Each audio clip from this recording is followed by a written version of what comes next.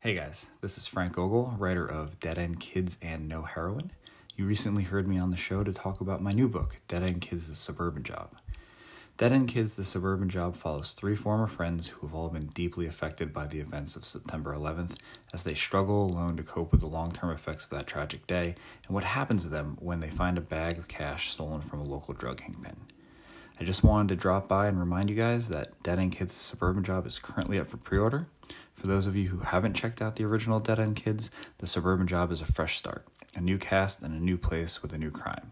For those of you who love the original series, we've got the entire creative team back together again to bring you more of what you loved the first time around. But whether you're a new or returning reader, I think you'll really dig the new series. If you want to check out Dead End Kids, The Suburban Job, be sure to get your pre-orders in at your local comic shop by December 4th. Good morning, afternoon, evening, everyone. Two Geeks Talking is an entertainment industry interview show where we interview the creative people from the comic, film, TV, movie, and video game industries. And of course, I'm your host, Kurt Sasso. We are joined today by a fellow Canadian, a comic artist. I've just recently looked at his work called, it's the-petri-dish.com.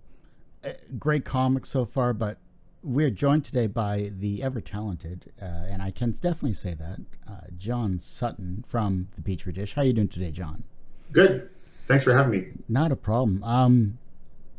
This is new for me because for me, I've read over 4,000 web comics in my time, wow. And this is a comic that you sent to me, and I have to admit I haven't read the full archive, but I love what I'm seeing. I love what you're doing. And for those that have never read or looked at the Petri Dish, tell us what that's all about. So the Petri Dish is about a bungling scientist and his little robot buddy. And I wanted to create a comic that had potential to pretty much go anywhere. And I thought, the science field was probably the best way to do that. I didn't want to limit myself as far as storylines or anything. So I chose he's like a genetic engineer, generic scientist kind of deal.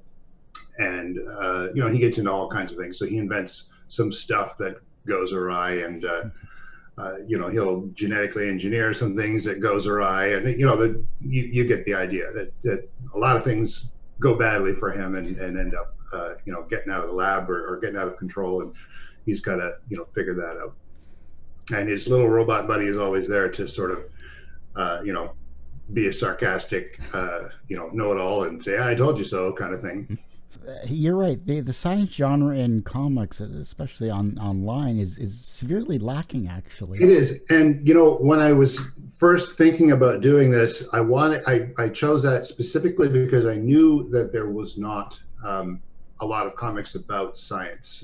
There's a lot of superhero parodies, and there's a lot of Star Wars parodies, and those types of things. And I thought, well, I don't want to do what everyone else is doing. But I also, like I said, I didn't want to limit myself in the kinds of stories that I could tell. I want to, as a comic, I want to go anywhere. And similar to what Calvin and Hobbes did, he kind of chose a little kid who's got this big imagination and could go anywhere with it, and he did, right? And so that was the kind of thing I was going for. Humor is obviously the crux of your comic, and yes, and that's something that you can always, there's a fine line sometimes you can go, but the joy of the Petri Dish is that the flexibility of the comedy, no matter if it's slapstick or just simple puns, or the classic gags from like a Buster Keaton style thing. Yes.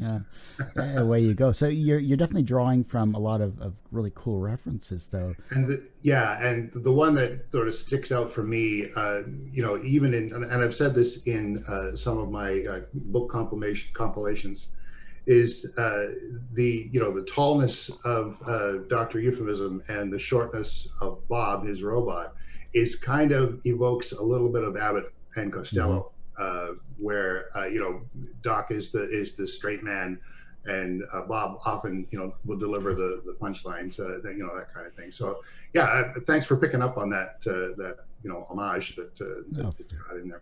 For sure.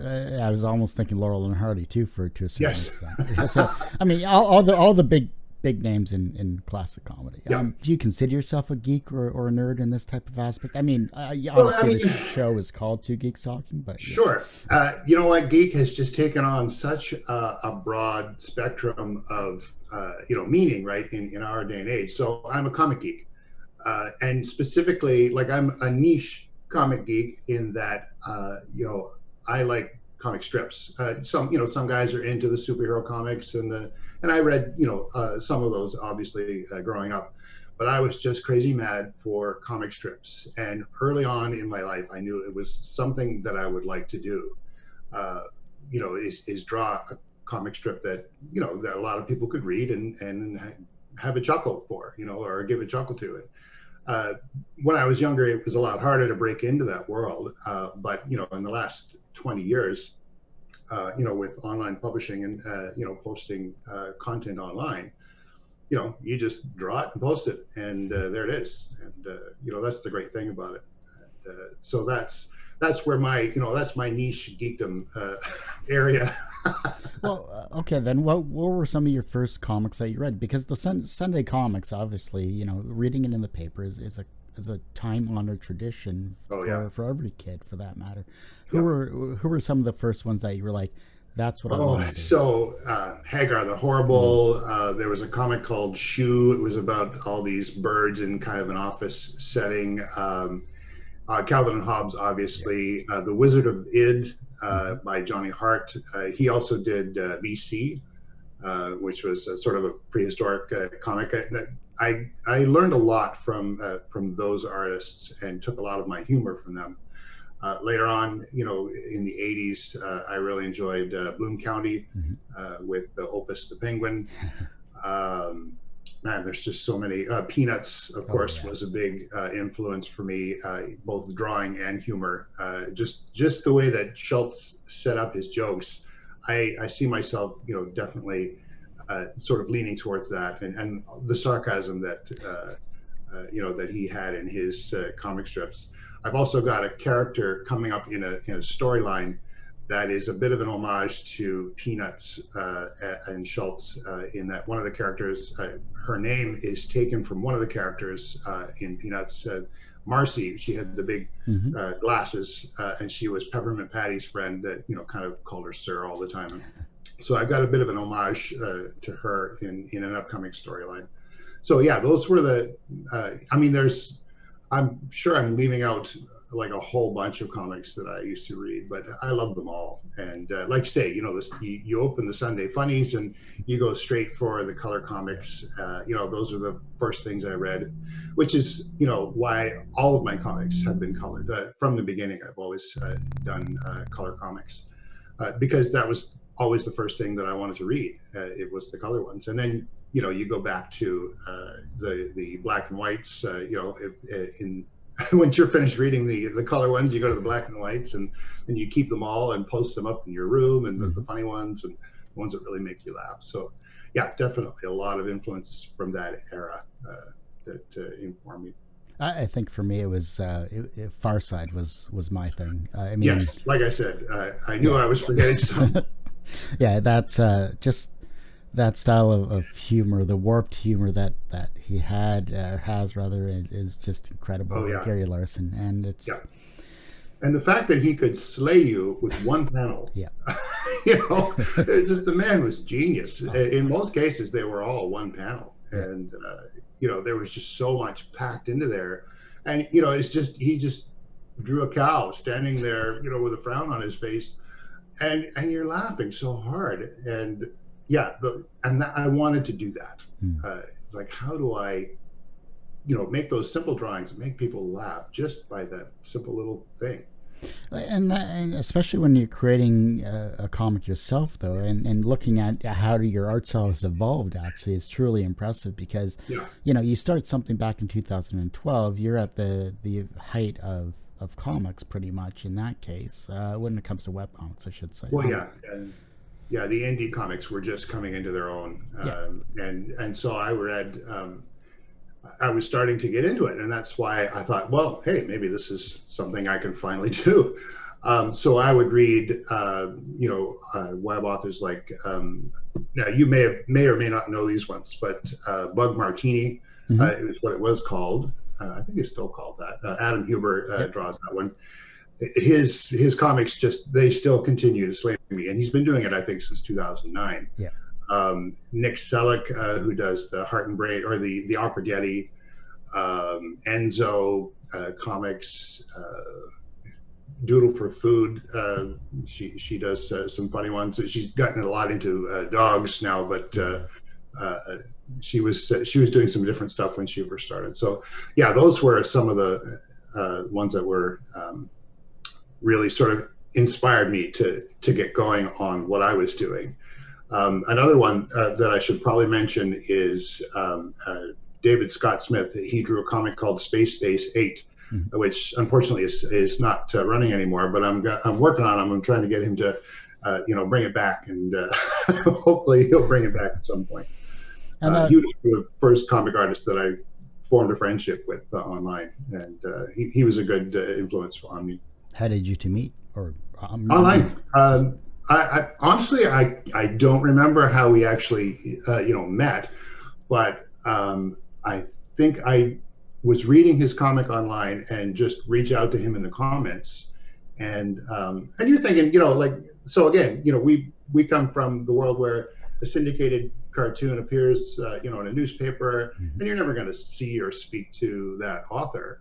But now it was like, hey, I can type a little message to this guy, and he responds, right? And obviously they're not superstars, and nobody thinks that, but it was kind of cool, right? Like that, I reached out to him, and he reached out back, and we just started chatting on our social media accounts and emails and whatnot. And he was just really encouraging for my art. He gave me some good feedback, early on, and it really helped. The stuff that he told me. It's difficult to find a mentor sometimes, especially in comics, especially because everyone is a lot of the people I've interviewed are introverted, and I really find that they stay within their own circle, so to speak. So it's great that you found one. Right. When did you notice your art style started to evolve? So that's a really good question. So I started out early on, and I look back at the early stuff and I just cringe. Other people don't. They're very kind, but I had to start. I knew I had to start somewhere, and a lot of the advice that I had gotten early on said, "Yeah, it's terrible. It's terrible, but just post it and move on. Learn from it and move on, and it'll get better." And so I really feel like it started to get better when I published my second comics compilation. That was probably around 2015, 2016. I really started to notice a lot more little things. It was kind of a slow evolution of the characters. I think when you draw something that many times, it's naturally going to evolve and grow and improve.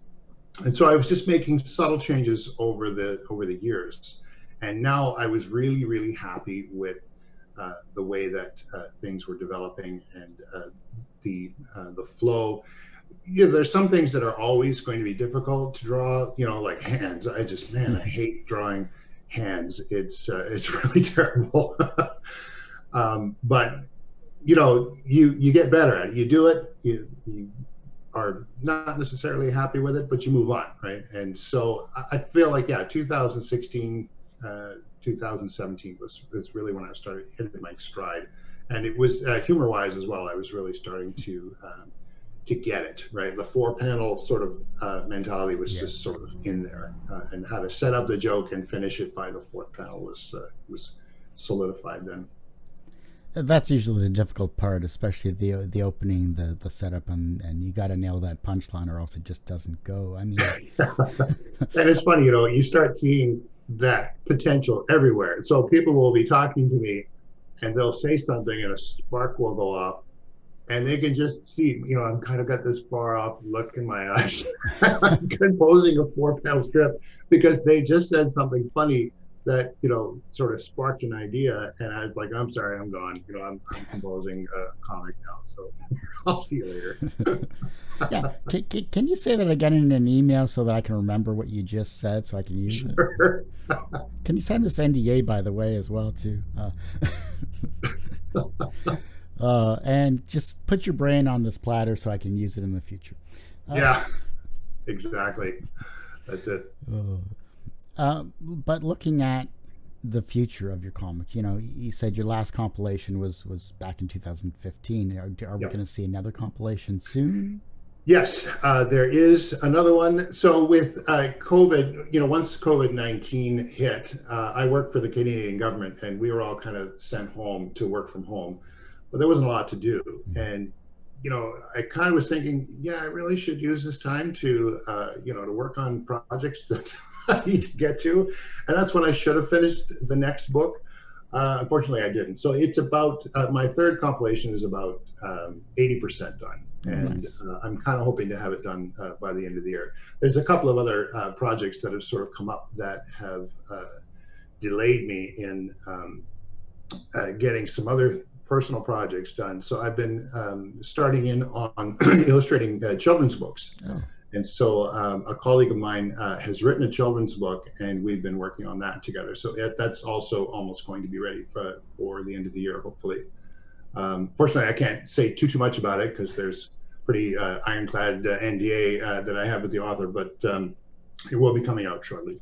Could we get a name of the book, or is that not possible? No, Okay. you know what? Before I did this interview, I asked her, I said, how much do you want me to say about this? And she's like, well, we haven't nailed down the title, Okay. maybe just yet. So maybe don't mention that. But it's what I can tell you is what it's about. It's a really interesting concept. It's a book for children that teaches them about intuition, which I have never seen before. And it's really, really cool. So, and the artwork that I've been doing for that, I'm really, really pleased with. And I think everyone else is going to be too. So keep an eye out for that. I'll be posting that to my social media all over the place. But yeah, hopefully the third Petri Dish compilation book will be out by the end of the year as well.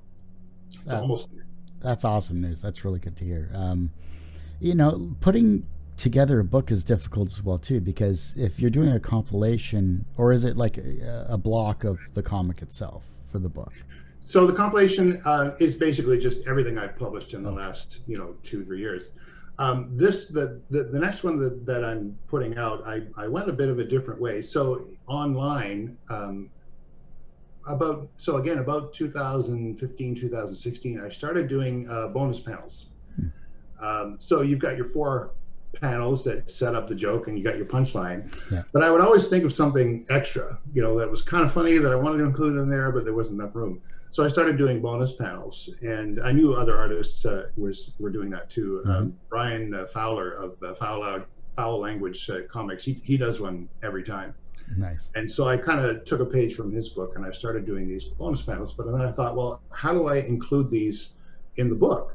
There's really no room for 4 panels on a square page, and then to have the bonus panel in there as well. It would look kind of weird. So I finally did figure out a way to do that with an appendix system. So the bonus panels will be in there in the next book as well as some extras, an introduction and some character bios. So I'm pretty excited about it. That's nice. Another one you should look at is Ryan Hudson from channel8.com. Channel 8? Okay. Yeah. I will check it out. Channel. Oh, yes. I do remember him. Yeah. Yeah, his stuff is hilarious. I know. He's he was on the show a couple months back, so when he mentioned bonus panels, I was like, oh yeah, you should check that guy out. Oh yeah, he's great at the bonus panels. And the other one that does them a lot is Saturday Morning Breakfast Cereal. Yep. Zach Weinersmith. And I love that little red button that he's got on his website. You're always pressing that for the bonus panel, and you're just laughing. And then he's got the alt text on his comic as well. So it's like you're laughing 3 times at every comic. And XKCD does the same thing too. And I didn't know about the alt text until someone mentioned that to me. So I had to go through his entire 3,000 plus archive just to like Yeah, hover over yeah. it. And shameless confession here. I have stolen a joke or two from those alt texts for the Petri Dish. I thought, yeah, maybe someone won't have noticed that, and I'll just steal that little joke. That's so good.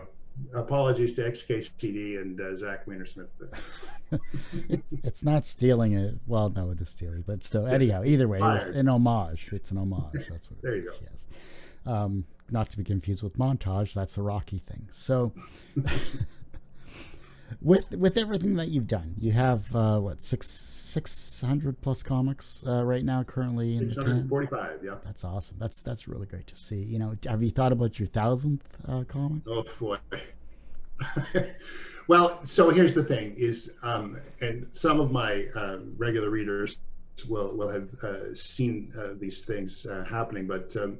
Over the years, I have struggled with in the fall and the winter. In the past, I've struggled with seasonal effectiveness disorder, and so the content would slow down during those times, and I would often blog about it on the comic, and my fans were super supportive about it, and it just would hit me in my motivation to do things, and the creativity wasn't there. Unfortunately, it's not like a tap; you can't just turn it on and away you go. And so over the last few years, the flow of the comics has actually slowed quite a bit. And I was publishing twice a week at the beginning, but over the last few years it's been more once a week, if that, and there's been some dry spells. So unfortunately the amount of content hasn't been there. I feel like personally I've sort of jumped a hurdle as far as the SAD is concerned. It hasn't been as much of an issue for me this year. And so I'm kind of hoping that, we'll be taken off on the content side of things and increasing. So yeah, maybe 1,000 Petri Dish comics is possible. There you go. And I'd like to grow the audience as well. How are you doing that? Well, that's the other thing is I am so terrible at social media. So, tweeting and Instagramming and Facebooking and whatever you want to call it, I suck at that. And I have noticed, I kind of studied a lot of the good indie comic artists and how they promote themselves, and that's how they do it. They're online constantly. They're tweeting every thought that comes into their head. And I'm just from a generation that doesn't do that. And so, obviously that sort of, has its consequences, right? You need to be out there. I've been trying to keep the content up, but the social media presence has to improve. And that's something I've been cognizant of. I've been trying to, get to shows. I was at Comic-Con last year, Ottawa Comic-Con last year, and actually did quite well. But of course, COVID came along this year, and that was the end of that. So I got to find some other ways to sort of promote the stuff that I'm doing. I'm really hoping that the children's book stuff that I'm doing will, give me a platform to sort of promote my other stuff as well. And I'm the same way. I've been doing this for 12 years, and my social media presence has been okay. Yeah. But it wasn't until I started looking at Gary Vaynerchuk. I don't know if you've seen any of his stuff. No. His immigrant from Belarus to the United States, helped his father with his wine business, grew it from a 3-figure company to a $60 million company in a span of 3 years. Wow. All through social media presence and content creation is what it boils down to. So I started looking into his stuff again because I'd seen him way back when, but he's the only one of these people that actively give their content for free and tells you literally the game plan on how to promote yourself online and social media wise and everything like that. It takes a bit of time, but once you have a template down, it's actually pretty easy to press a button and away you go. Nice. So for people like check that out. Yeah, it's really good stuff. I'll send you a link to what he has. But it's perfect. Yeah. And that's the thing is, so again, growth is always good, but I've always approached the Petri Dish is not really a brand. It was a creative outlet for me, and I thought, well, you know, it might be nice to make some money on it here and there, but that was never the end goal. I just wanted to make people laugh, and I wanted people to enjoy something that I had created. And so at the end of the day, you know, I mean, it would be great if more people could read it, and you know, I got more book sales and that sort of thing, and if I could put it in front of more eyeballs. But you know, the goal that I have is not to be rich and famous. It's just, this is just a great way for me to you know, get out my creative energies, because around 2012 somebody turned on the tap in my brain, and I was, you know, I had all kinds of ideas of what I wanted to do. I even considered quilting at one point because I just needed to create something. And so, you know, drawing a comic strip was an idea that I had had since I was a child, and it was also something that didn't make a mess in the house, which, you know, my wife would not put up with very much. So that's really the goal of the Petri Dish. It's all about me. Well, for sure. I mean, you're passionate about what you're doing here. You haven't gotten into the doghouse with your wife, which is a bonus in any decade, and you enjoy doing it. That's the main thing. So, when you were at that comic convention, if you think back to the Ottawa Comic Convention or Comic-Con, what was the reaction to people? Because was that your first time tabling at a con, or? It was the first time at that size. I think I had done a comic convention in Cornwall, which was very small. I don't know if you know where Cornwall is, but it's, you know, the butt end of Ontario. And wait, it's not Windsor, Ontario? That's well, Windsor might be the other end, but so, you know, I sort of cut my teeth on that one, but Ottawa was the first, you know, bigger convention that I had been to, and yeah, it was really good. And you know, I actually broke even on that table. Nice. Which I was told by other tablers around me that was, you know, unprecedented. That doesn't usually happen. It's more of a promotion thing than really a sales thing. Yeah, but I did quite well. No, I mean, tables are usually between like $300 to $500 usually. I think it is for a half table at most. Fan Expo Canada in Toronto is like $600 to $800, I think, or maybe less than that now. I'm not sure. But to break even is impressive, especially for your first year doing that type of stuff. Yeah, I was really pleased with the outcome.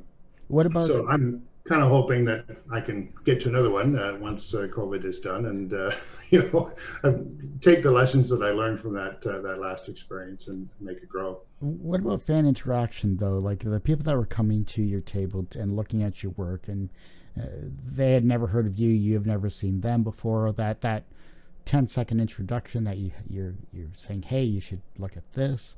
What was their reaction to the comic though?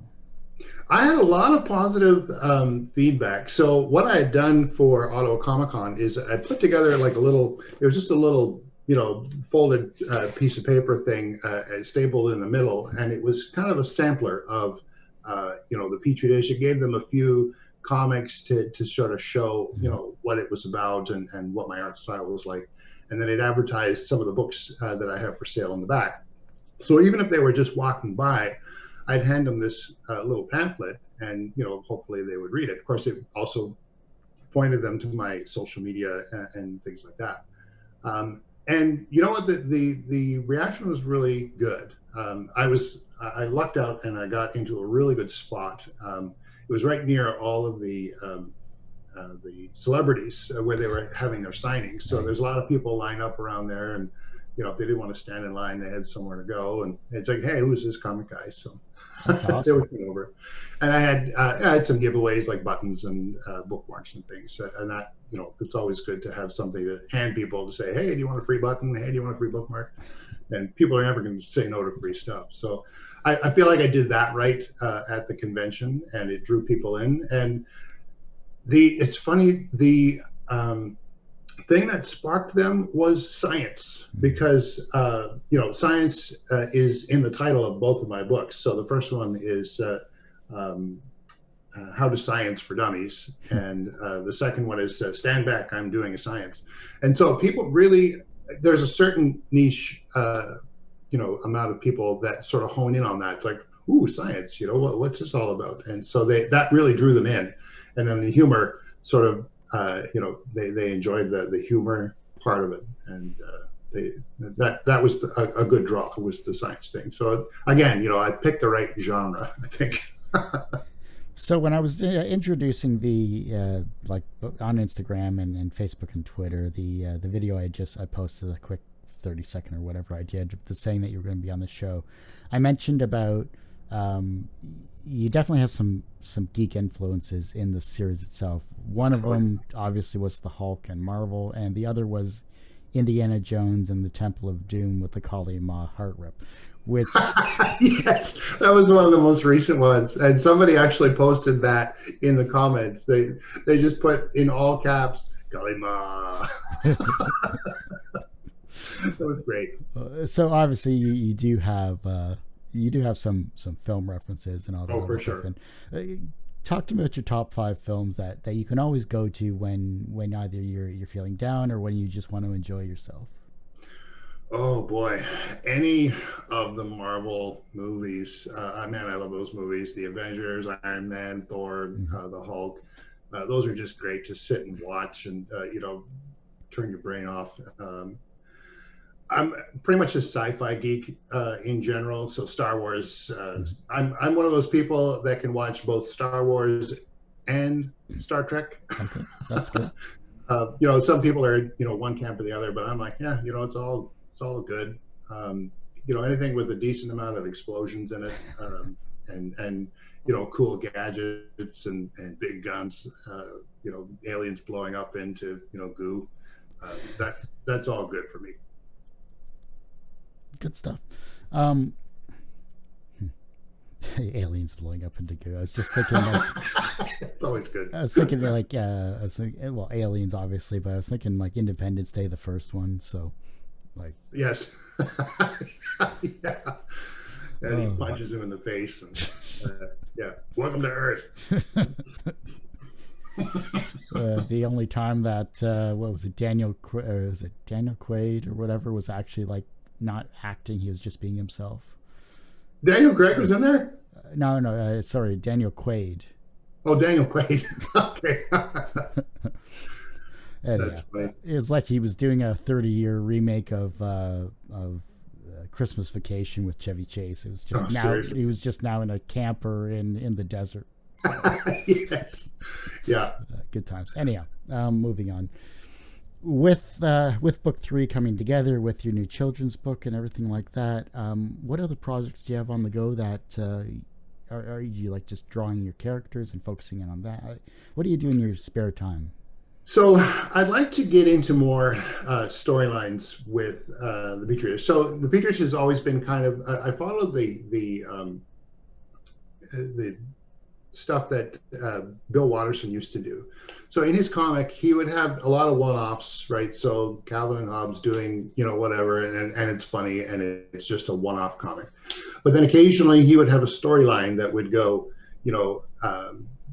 5, 6, 7, 8 comics long, and you had to follow it. And I've been trying to do that with the Petri Dish, and I want to do more of that. And so there have been some stories that have been sort of rattling around in my head that I would like to get to. And I would like my main character to have a bit more of a relationship. And so one of the recent storylines that I've been doing is that he's trying out some online dating and dating coworkers and stuff like that. And eventually I'd like this to lead maybe to a sort of more of a long-term relationship with him, and then explore that area of humor where he's together with somebody, and there's that potential of, okay, they're two science geeks, but they're also in a relationship, and he's got relationship issues and science related bungling issues. So I'd like to sort of evolve it that way.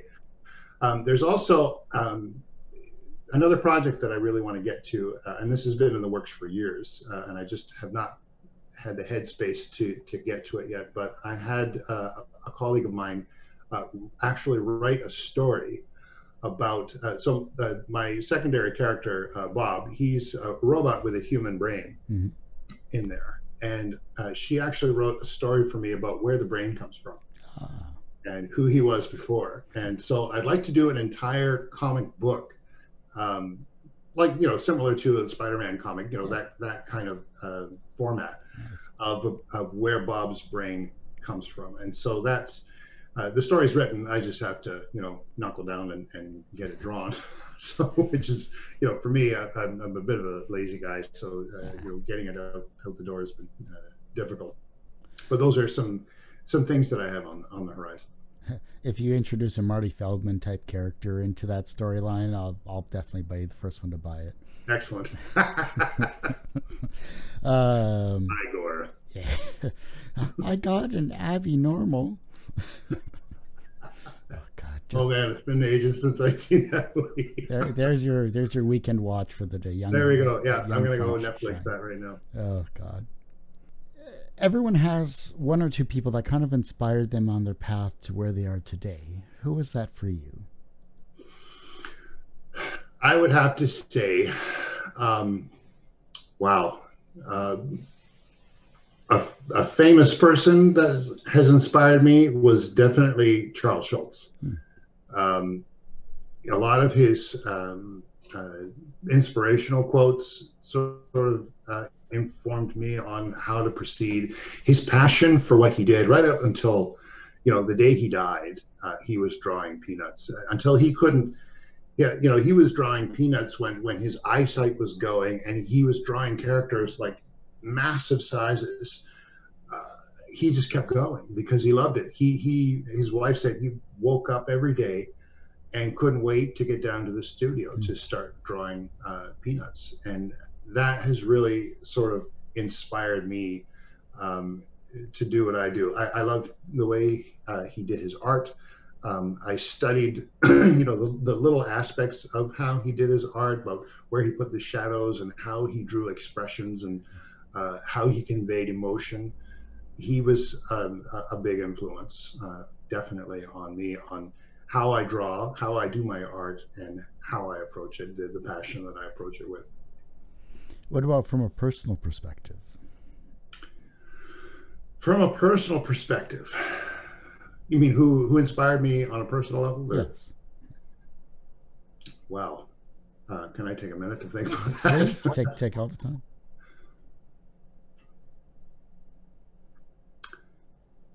I think it would probably have to be my dad. He's no longer with us, unfortunately. He passed away in 2001.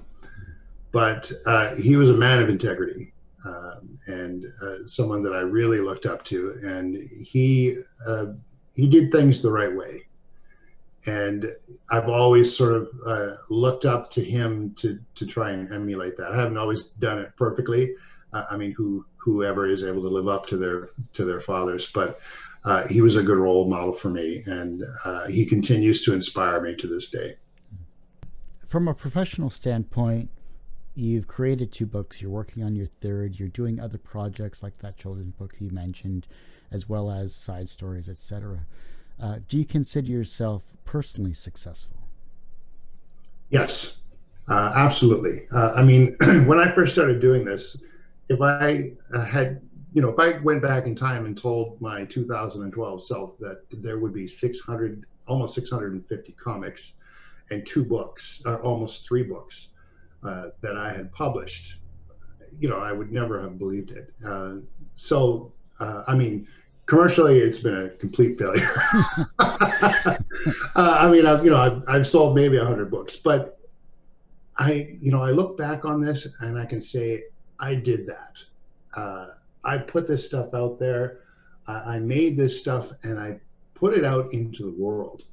And yeah, okay, maybe a handful of people have seen it, but I am just so pleased on a personal level that I was able to do this, that yeah, it does feel like a success for sure. What does your wife think about the comic? You know what? She's like, yeah, you do you. The comics are not my thing. My wife and I are really funny. We have very separate interests. She's like an '80s music girl. She loves '80s music, and I'm like, Nice. what? You like that horrible music? We have our own separate passions, and the reason that we work so well is that we leave each other to indulge those passions. She is a bit, they overlap a little bit. She's a bit of a science geek, a science fiction geek as well. But for the most part, she's like, yeah, comics are not my thing. But she's supportive of the fact that I want to do it. That's good. She's gonna hate that I said that, but Oh, I don't know. I thought it sounded good. I think you got bonus points there myself. there you go. We'll see. 3 years later, man, I haven't talked to John in a while. Yeah, he's still in the doghouse. Oh, Yeah. Yeah, if you start seeing comics about divorce, you'll know what happened.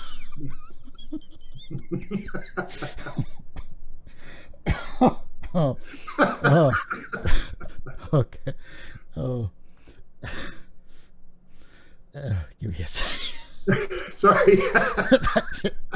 That's good. I have a warped sense of humor, so that was a bullseye. Beautiful. Thanks. The reverse of success obviously is failure. How do you deal with your failures? So that is something else that's kind of part of my character. Is I have always been the kind of person that sees failure not as a bad thing. Failure is the only way that anyone learns anything, and in this whole journey, like I said, I do look back on my early stuff and I cringe, kind of thinking, oh, it's so terrible. But it was part of the journey. And those early failures, if it was a failure on a punchline or I didn't draw something quite as well as I would have liked, that was a learning experience. And, I'm just the kind of person that says, okay, I fell down and skinned my knee. So that is going to teach me the next time how to not do that. So yeah, I bring it on. I love failure. It really helps us to grow. Nice. I like that.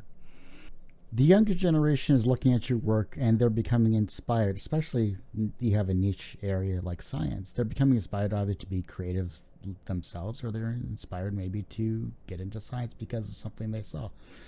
Who knows? But how can they inspire the generation that follows them?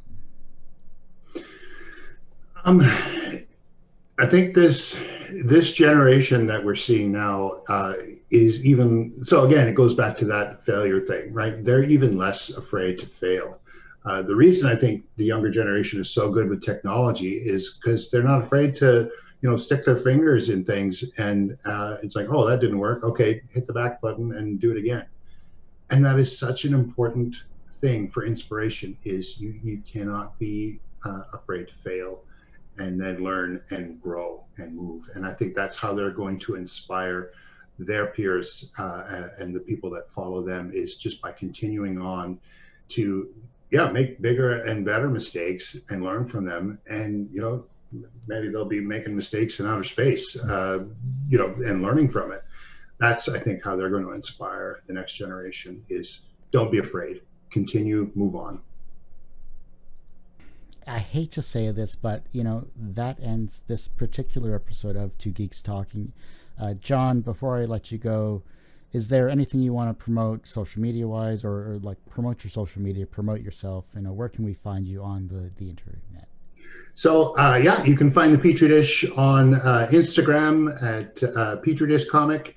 You can find me on Twitter, Petri underscore or the underscore Petri underscore dish. You look for Petri Dish, Petri, because most people spell it wrong. Petri Dish. You'll find me on most of the major social media platforms. I'm also on Facebook as well, and I have my own website. Is www.the-petri-dish.com, and there's links to all of my social media there. That's probably the best place to find me. Good stuff. Well, like I said, that ends this particular episode of Two Geeks Talking. John, thank you again for coming on the show. I really do appreciate it. It was a fun time, and as always, time flies. I hope to have you on the show sooner than later. This is a blast. I hope to come again. Thanks so much. Well, like I said, that ends this episode. But tune in next week for another great interview with another great, talented duo this time. We are talking with... hang on, let me pull that up. We are talking with... Yes, here it is. I'm going to use your face as a screen. Oh, wait, hey. Hey. Yeah, I can't do it. All right, we're going to do it this way. All right. Like I said, we have John... There we go. John Sutton, of course, was this interview on the Petri Dish. Our next week's interview is, of course, Russell Lazau, and of course Sean Richardson from The Harder Ways. That's going to be a great interview with those two creators. we got jazz hands in the background from John. Love that. And of course, the following week we're going to have Ryan Hack, who is a new comic creator from his comic Bric-a-Brac. So I'm looking forward to having them on the show. Tune in next week for another interview on Two Geeks Talking, where I have to edit everything I've just done. Talk to you later. Oh, that was fun.